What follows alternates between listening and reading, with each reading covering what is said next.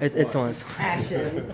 So the first thing you would do is measure the subject's head circumference to make sure that the cap fits.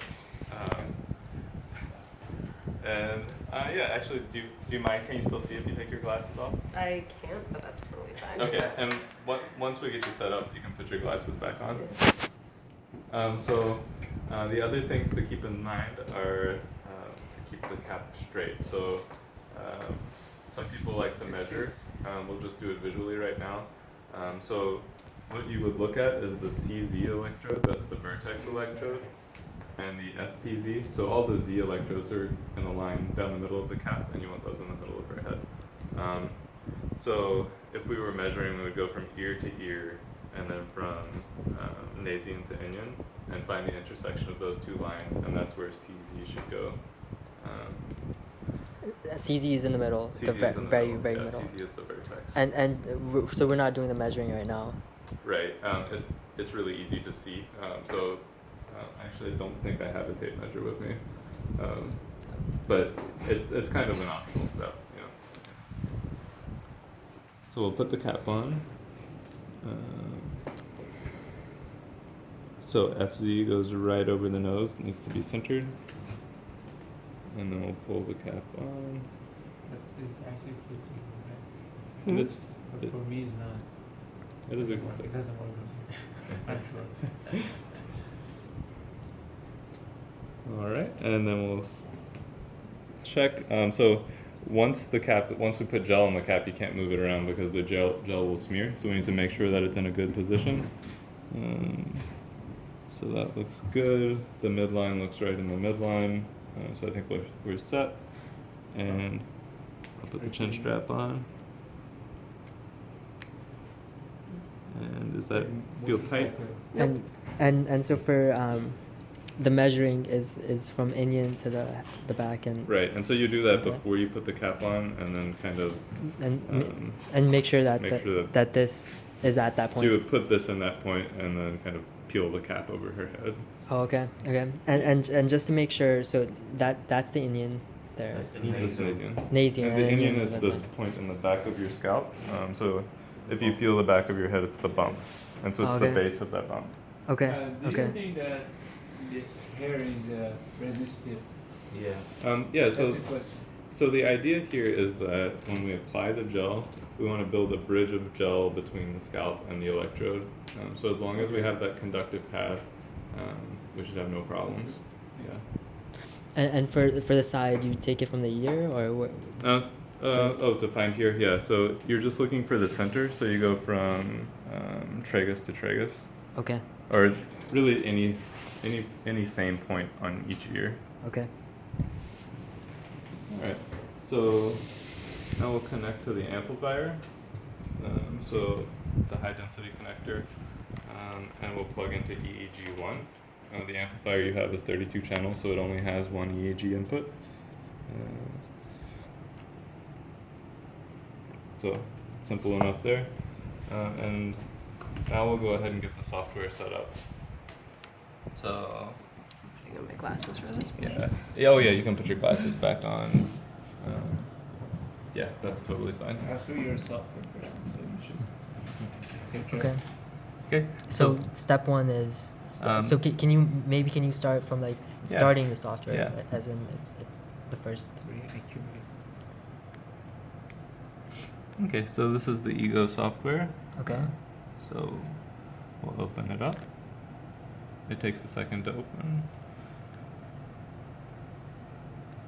I'll send all of you guys the videos too, so you guys have it. It should be 5 gigabyte. I want to do that. So we'll hit acquire. It's a high resolution. First step acquire. And now we're going to go to Second the amplifier setup and select the amplifier setup that we want to use. Okay. So for today we'll use the EEG 32 with the TDCS layout. Okay. And we'll use the 1000 millivolt range. Second step is done. And then Third step, selecting montage setup. montage. So we'll select whichever one we want here. And so we'll just stick with the standard one. And then we set the sampling rate. So this goes up to, the system that you have goes up to 2000 hertz. We'll just stick with 500 hertz for today. That should be fine. And the more sampling rate, the higher resolution. So just the more samples. So yeah, the higher the space or the temporal resolution, it can be helpful to have more data there if you're doing some artifact correction. So that's the reason to have higher sampling rate, but the file sizes get bigger. So it's kind of a balance. What's the highest that you know of? The highest sampling rate that this system does is 2 kilohertz. Okay. Because there was some interest in doing like DBS related stuff, and those are like super fast pulses. This system can be configured to go up to 16 kilohertz. Okay. Yeah, so those are available. Actually, this amplifier has that. So if, I don't know, here this actually goes all the way up to 16 kilohertz. Okay. But the amplifier that you have only goes up to 2000. So I'll set that on 500.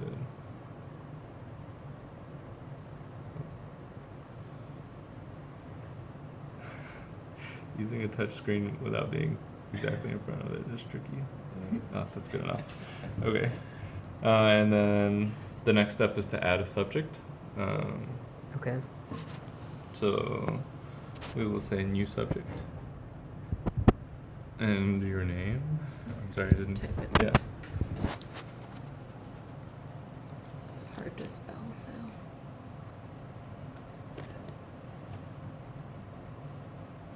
And you can put anything there. Yeah, that's gonna be all accurate and everything. That's their work.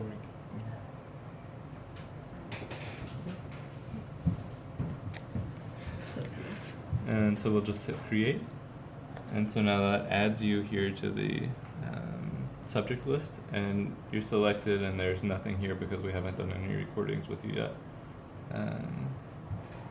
So we'll say next. So this is a preview of the data that's being collected from your head. We haven't gelled the cap, so it's just noise. So if we go into impedance mode here, we can see the impedances as we apply the gel to the cap. INF means Infinity. So that's the impedance value, and all those are So- infinite now.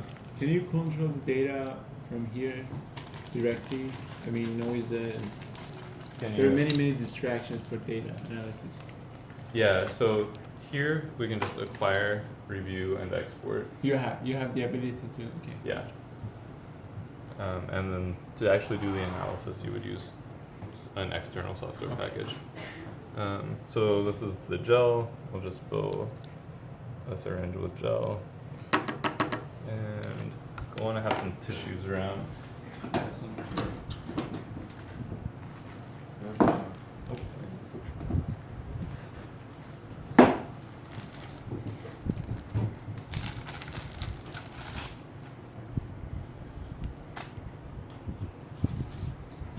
Very organized. Okay, so this is just a blunt needle, so it's just flat, and we'll use this to apply the gel. So we'll start with the ground electrode, which is here. And so I want to go all the way to the scalp, and then inject gel until it's, you see it kind of start to come out, and then you continue squirting a little bit as you pull the syringe out so you fill the whole thing.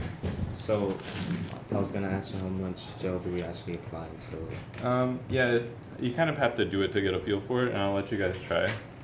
So this is ground, and then CPZ is the reference, so we'll do it next. But order doesn't really matter, right? Except for those, order doesn't matter. So if we don't have those gelled, then we won't see impedances here. Is there any particular reason to put the, I think, did you do the reference in front or the at CPZ? CPZ is here, and that's the reference. Is there any reason to use that as a reference? Or So it's just standard. the- It's okay. kind of a convention here, but there is an option to use an external reference. The 32 channel system does not allow it. Okay. Yeah, actually, I think that's something that we'll probably keep in mind when we continue development of this cap, is allowing an external reference electrode. Okay. So those are fixed now and can't be changed. Sure. So always we have to start with the ground first and then the reference. But then Either one of those, yeah. I mean, those two have to be gelled. It doesn't matter the order that you go in there. and then only you can go with the rest. Right. If you did the rest first, you just wouldn't see anything on the screen. And then this is, I've got an old version of the software that has a bug in it. That, so these are just kind of randomly placed on the screen. Typically they're in the shape of the head, and on the system that you guys have, they're in the shape of the head. So it's easy to see which electrodes are where. And this is a 1020, right? Yeah, exactly. Yeah. So I'll just go ahead and fill a couple frontal electrodes so we can see what we've got. And then I'll let you guys fill some electrodes.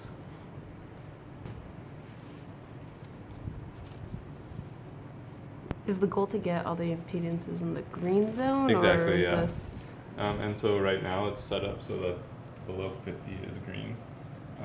So typically the strategy that I use when gelling a cap is to just get gel into every electrode, because over time the gel settles into the hair and the impedances will go down. Mm-hmm. So rather than like going one at a time and trying to get the impedances low as you go, it makes sense to just kind of arbitrarily fill every electrode and then go back and adjust the ones that need to be adjusted.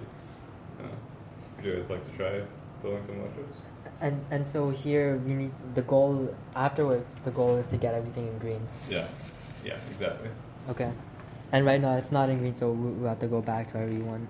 So over time these will go lower. So this is like right at 50, so that's right on the cusp of being green. So you want to go all the way to the scalp, and then and then we can wipe that off.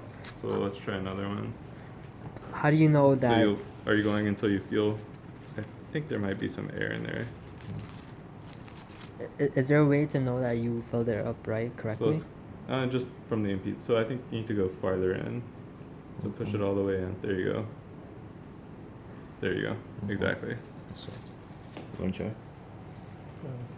Okay. So let's continue filling the gray ones. So we'll go here. So you go all the way to the scalp. Yep. And now start injecting.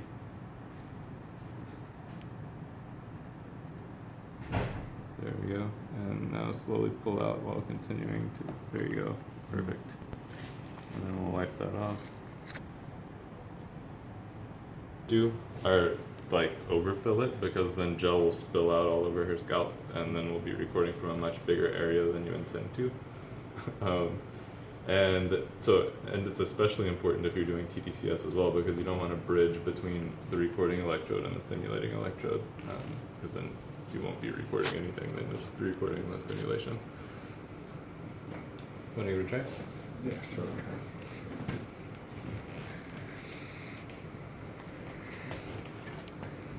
So I know that the problem is that you should not overfill. That's one problem. And how do you know that you overfilled? Does it? But so yeah, it's harder to tell that you've overfilled than that you've underfilled. If you've underfilled it, then obviously the impedance is too high, and that's a problem. If you've overfilled it, there's nothing from the outside of the cap that you can look at and say, oh, that's got too much gel in it. okay. When you take the cap off, you'll definitely know. If it's like bridged between a TDCS electrode and you start the stimulation, you'll see it'll quickly saturate, and you'll know that there's some bridging there. So to be on the safe side, just fill it very low and then check the impedance there. Yeah, once you The biggest effect do of it a it few is times, not it's wearing pretty the easy glasses. to get a good feel for how much gel it takes to fill an electrode.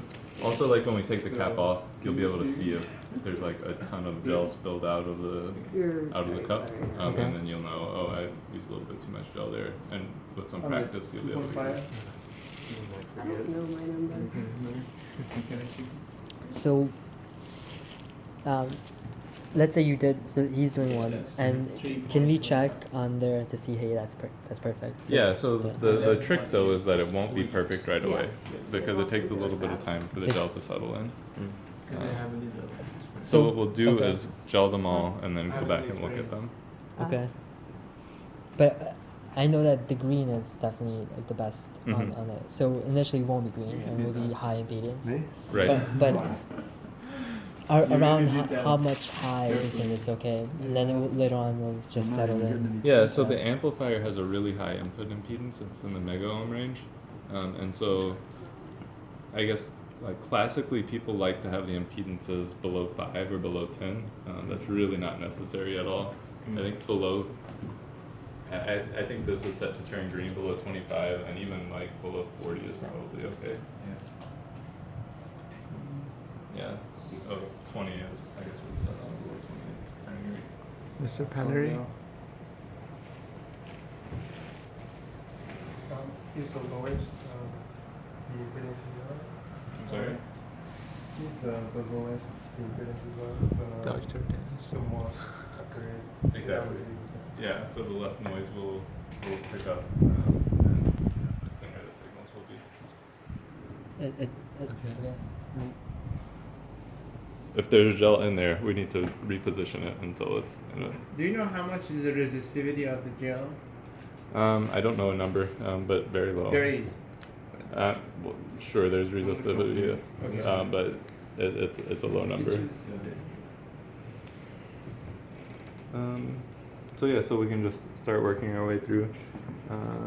So which one are you? Yeah. Which one are you thinking? So let's see. FP1 is good. FPZ is good. Where's FP2 is good. Wisconsin medicine is ready. Cool.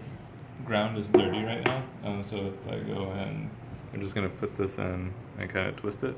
You're using the Q-tip side or the wooden side? The wooden side. Okay. And let me know if anything gets I know uncomfortable. where, I'm not sure where it is, so it's not lost, but for some reason Jacek took it home. Oh, okay. Because I guess, I don't know, I guess he wanted to do some experiments at home and work on some stuff. I'm sorry. But anyways, we have, so if you hadn't brought that, we'd be in huge trouble, but, okay, how's it going? It's good. We're also recording, so we'll have Okay. Doctor. So now ground is at 8, it was at 30. So we'll go to CPZ. Same thing. And you And all there you're we go, doing now it's at 3. all you're doing is just twisting it. I'm just twisting, yeah. So twisting does two things. It moves the gel around, and it also abrates the scalp just a little bit. It does a little bit of scratching to, you know, like the top layer of skin. Okay. You shouldn't do, like, you don't need to cause any damage. The skin shouldn't be like, you shouldn't make anyone bleed. You shouldn't break the skin. It shouldn't be uncomfortable for the person. But a little bit of pressure is fine. What about CP5? So where is that? Here. Yeah. It would be a huge amount of work. Okay, yeah, let's take a look at that one. Why would he, before he even started it? You know, So And so you remove the top piece of it, right? Before you do this, like this top white. oh piece? no, so this comes with only one end. So we're just using kind of the back end of it. So essentially you're asking, I don't understand. So to be on the safe side, we would put less of the gel and then just use a Q-tip, and if it still doesn't go in, Yeah. then yeah. go to the. And once you get the hang of it, you'll kind of have a good feel for how much gel you need to use. But we have a So separate job. there we go. in this, we still have not filled in a couple of. Well, items, I don't right? know if we haven't filled in, like CP1 for instance is at infinite, but there's gel in there. So it could be that the gel just hasn't made contact with the scalp. I have more hair there than the other places. And So it's one down. not pause anymore. You can see like it's going 18. Numbers are increasing, right? You touch the gel while doing a recording, you know, like you're acting as a big antenna. There's lots of noise on the channel. Yeah, okay, yeah, there's a lot here. Yeah. So what is it really measure? Yeah, that's T7, it's low video. So we might need Everything's more tucked gel. back there, so. Thanks.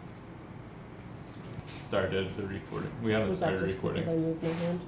in the That, house? which one? This little artifact there? It could be, yeah. Maybe. So the artifacts come from like typically moving electrodes off of the scalp. So even very small movements of the electrodes off the scalp will. Stand still. So like in studies where we have people on a treadmill or something like that, this cap is actually maybe a little bit big for you. We could put a net over it to really squeeze it onto your head. This whole system actually can go into a backpack. So But also like muscle movements and stuff Exactly, is yeah, so being if you- recorded. if you just clench your from- jaw, so that's EMG from the jaw clench. If you clench your shoulders, We'll see some EMG. Oh, crazy. Yeah, so important to have people completely relaxed when you're making the recording. And it's important also to just keep an eye on the data as it's coming in, because someone might not realize, but then like over 10 minutes, like start clenching their jaw, and then you would ask them to relax. It's crazy. Do you think something's weird with the T8 channel? Because it looks pretty out of... Yeah, something see. is definitely weird with the T8 channel. Looks like it keeps going in and out, sort of. Let's see. Even though it has a very low impedance there, is that Yeah. just not always indicative? It's like if all the channels look relatively the same, then there's one that's Right. like high amplitude, you know, there's probably something wrong with it because that's not normal.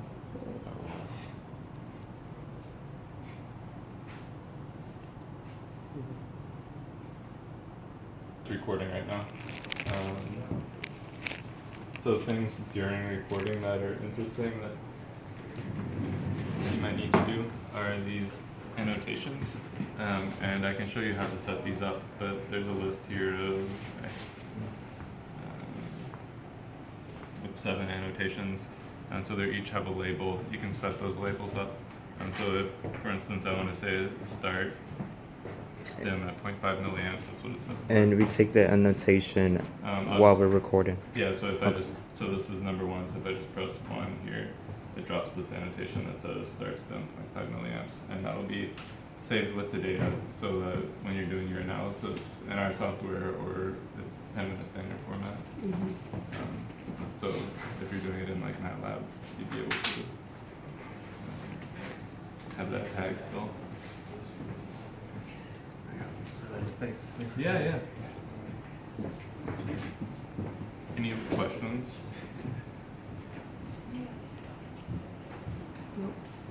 So if we were doing TDCS, you would now just put the TDCS electrodes in. You would use the normal gel that typically gets used with TDCS, and the same electrodes that typically get used. So TRX has a low noise stimulator, so it's like a really stripped down version of their stimulator. So that's developed for specifically for recording during or stimulating during EEG. So you can use that. I guess as long as it's electrodes that fit in the holders, then we're good to go. So if I stop recording, it then takes another snapshot of the impedances, so you have at the beginning and end of each recording segment. So if I wanted to make another recording from you right now, like in the same session, I could just hit record again, and it would like append the data, so it would be like one block of data, and then another one smashed up against the back of it. So it all like kind of, you can see in the data where that happened from the timestamp, but it kind of is a continuous set of data. If you wanted to like start a completely new recording, you would say finalize, and that brings us back to the front screen, and then we would just go through like we did before, where we say acquire, click on your name, you see that we already have one recording, we check those settings, and next. It would be good to start another recording. If I hit cancel, that would not save the data that we recorded. So if you recorded a bunch of data and then you hit cancel, it would say that you really want to throw away this data, and if you said yes, then it wouldn't save the data into the database. Up here at the top, there's an options button, and this lets you kind of set up some default things, and one of those is the annotations. So where earlier we could press a button and drop an annotation, this is where you would label those things. So you could change the name to whatever you wanted it to be. And you can also use so there's a DB25 input there. So if you have like a stimulus presentation system, so a computer that's set up to flash a light or show a picture or something and sends a trigger output when it does that, you can send that into the amplifier and automatically tag it. So you can say, you know, I think it's, I don't remember how many bits it is, but it's 8 bits or something, and you have lots of options, so you can the trigger is usually an input into the amplifier, so it doesn't go back the other way. It's usually Yeah, something it'll- happens, inputs, and tags. Yeah, so this only accepts triggers, it doesn't send out triggers. Okay. Yeah. There's a video option, but there's not a camera with the system that you guys have. So in theory, you could have like a USB camera, and it would timestamp that, like each frame of that video, so that you could align it with the EEG. Okay. Just to set the default colors, tell it which amplifier you're using. Some things about the storage. Like default settings about when you export data where you want it to go to. This is all pretty self-explanatory. Again, what kind of hardware do you need to send the trigger? It's usually some kind of DAC or like. It depends on, yeah, so it really depends on what you want to do.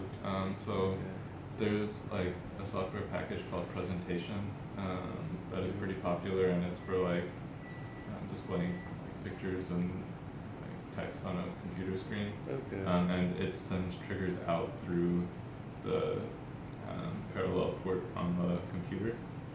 But it's getting harder and harder to find computers with parallel ports. Yeah. And there are some problems, like if you use a parallel port that's not built into the, like built onto the main board of the PC, then there are some timing issues there. That's true. There's a device out there called the stem tracker, and it like, so if you're doing auditory stimulation, it like monitors for a sound and then sends a trigger when it detects the sound. So basically you would take the output of the computer, the sound output, plug it into the stem tracker, and then go from the stem tracker to a pair of headphones. And each time the stem tracker saw a sound come, it would send a trigger out.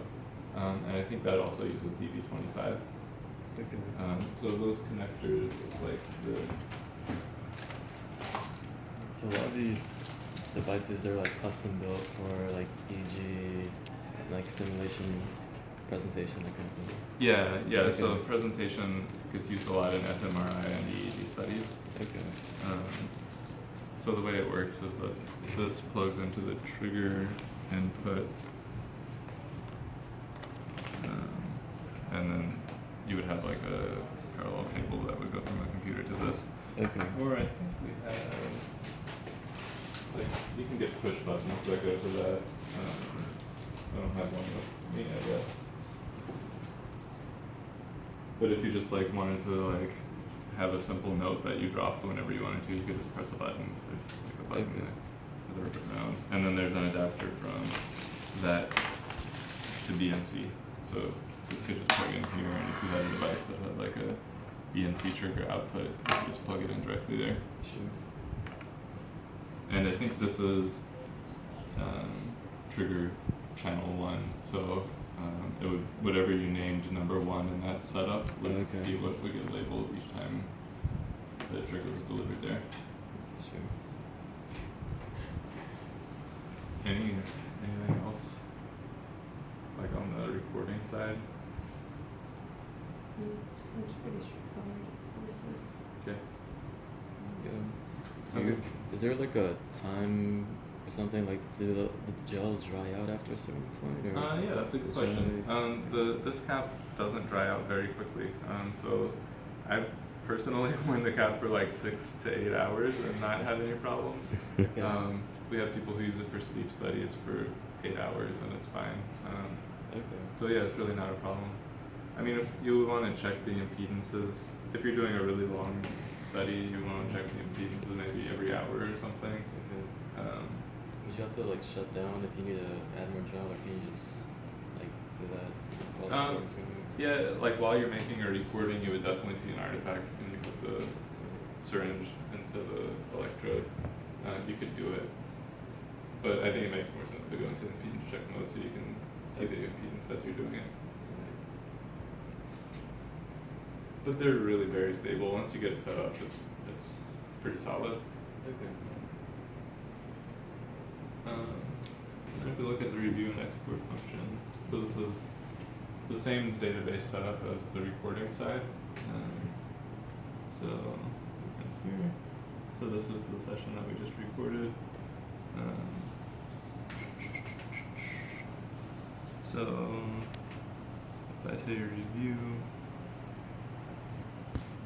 there's this slider, and we can just slide across time, and we see the timestamp down there. So this And that's little- the timestamp, you said? What's that? The timestamp is right there. That's Okay. right at the bottom of the screen. Okay. And then, so we dropped one marker, one trigger basically, and so that is indicated by that orange line right there. So if we scroll over to that, we can see it here, and it's tagged with a timestamp and the label. So it's timestamp and label.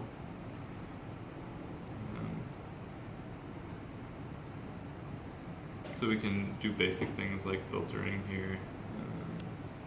So it's filtered right now from 0.3 to 30 hertz. Like for example, we could just turn the filters off, and now everything is a mess because there are some DC shifts between electrodes. So it really is very difficult to look at data without any filters applied. Yeah, you can kind of select time windows. You can step back and forth in time. This DC removal feature. So if I had this filter turned off, but I still wanted to be able to view the data, I can come over here and turn on DC removal, and that just gets rid of the DC shift at baseline. It doesn't like filter the data, it just pushes everything so that the data starts, or that the data is kind of in line with the label on the screen. So as you scroll, it kind of adjusts the DC so that it doesn't, you don't see it. Is the DC thing sort of a spatial issue, or is it an impedance difference between electrodes? Yeah, I think it's impedance related. Okay. Yeah, that makes sense. Yeah, so if you say, oh, I like this data, I want to do some analysis with it, you can export the data, and you can either apply the montage or not apply the montage.